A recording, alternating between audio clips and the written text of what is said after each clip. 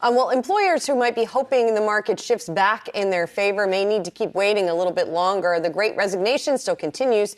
That's according to results out from the Prudential Pulse survey series, noting that half of workers are still actively looking or considering looking for a job. Joining us with more is Rob Falzon, Prudential Vice Chair. It's good to catch up with you as always, Rob.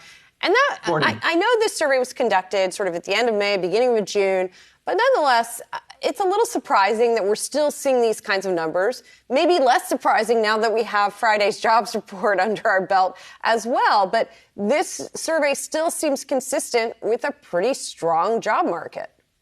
Yeah, I actually found it stunning in a way, Julie. It's, if you look at the data over the last, 6+ months, 25% of the workforce has already moved.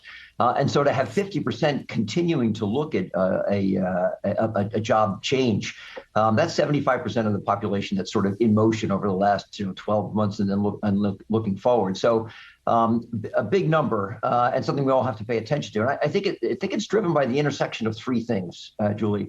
First is long-term financial insecurity. And our survey shows that we did, that, despite the gains over the last 2.5 years or so, people are not in a very good position when it comes to their long-term financial security. The second is this ongoing desire to balance work and life.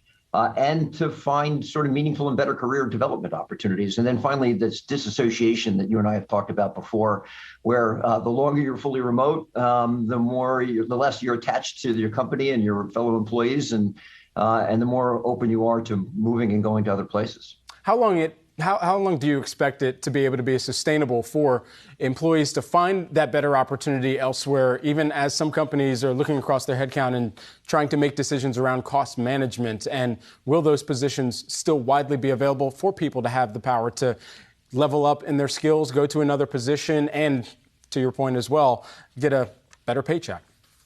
Yeah, I think, Brad, that there's still a supply-demand imbalance going on, right? So you have still the statistic of job openings, depending on how you look at available labor force. It can be measured as there's a 2-to-1 ratio. So there's some time to run where I think employees are still got a balance of power with regard to career optionality.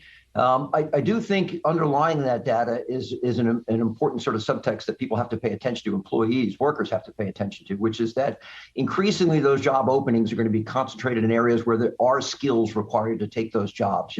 As we came out of the recession, there's a lot of service-oriented jobs that don't require the level of skilling in order to be able to take those positions. But the skewing is going to go more toward those that require higher levels of skills. And workers are going to have to continue to invest in themselves that they've got those skills to make themselves relevant to the job openings that will be there.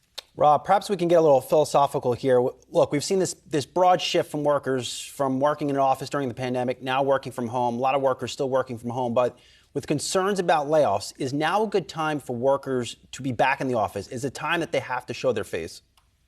Well, it's an interesting dynamic. We as a company are going through this along with every other company, which is we actually believe there's a benefit to bringing people back into the workplace, not simply to have them there, but rather there are elements of productivity that are enhanced when people come together through collaboration and ideation and sharing, and the sort of things that don't happen as easily in a fully remote environment. So, we believe that people need to come into the office not just to maintain their jobs, but actually to be more effective at the jobs that they're doing.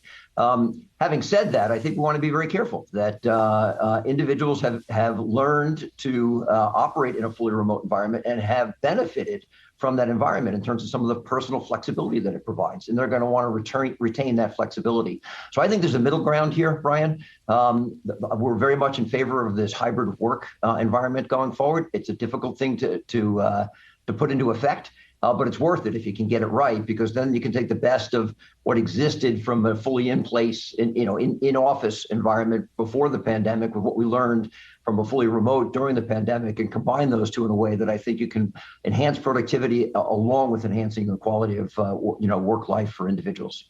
Rob, the survey also digs into some subsectors, right, including gender, right? It looks at women's financial position versus men's financial position. And there's still a depressing gap here, despite or maybe because of the pandemic making it a bit worse as women had to stay home because of childcare, et cetera. But if you look at the differentials in things like whether they have an emergency savings fund, whether they have an employer-sponsored retirement plan. Actually, we're seeing the men outrank women in all of these categories.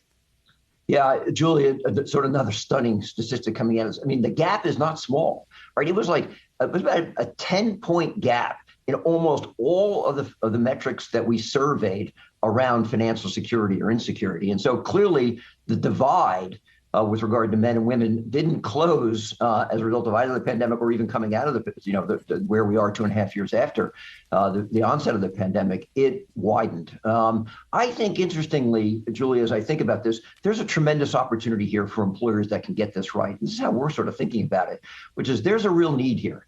And if you can create the right environment for women, and incidentally, I think, some interesting statistics coming about millennials from the report as well. You can create the right environment that creates both skilling, job opportunities, and the right form of compensation and benefit packages together. I think there's a real opportunity to attract talent, to retain and attract talent into your workplace, which will make you more competitive in the long run. So it's a discouraging statistic. But there's an opportunity in there in helping to correct that, which I think can make companies more competitive in the marketplace. Got to ask further about millennials as well, as I find myself a part of that group here. And you did a deeper dive on this generation, particularly in how beginning the careers in the wake of the Great Recession, then additionally new challenges during the COVID pandemic, during peak earnings years that we would be entering into or be at. That's certainly been a hindrance to being able to have the necessary savings for other kind of life goals. And so we just keep having to put these things off. How much more of an impact do you see that having, not just in the employer-employee relationship, but even in the way that we engage kind of in society going forward too? Yeah. So generational differences, Brad. I've got 3 adult children your age, so they're three millennials. I see this firsthand from their experience as well. I call it the bruised and battered generation because, just to your point, came into the workplace in the aftermath of the financial crisis. So this idea of the social contract of if I work really hard, I get a good education, I'll get a good job, a good career, I can earn and save. That was all dislocated for them. And many were challenged finding jobs, never mind finding jobs with satisfying careers.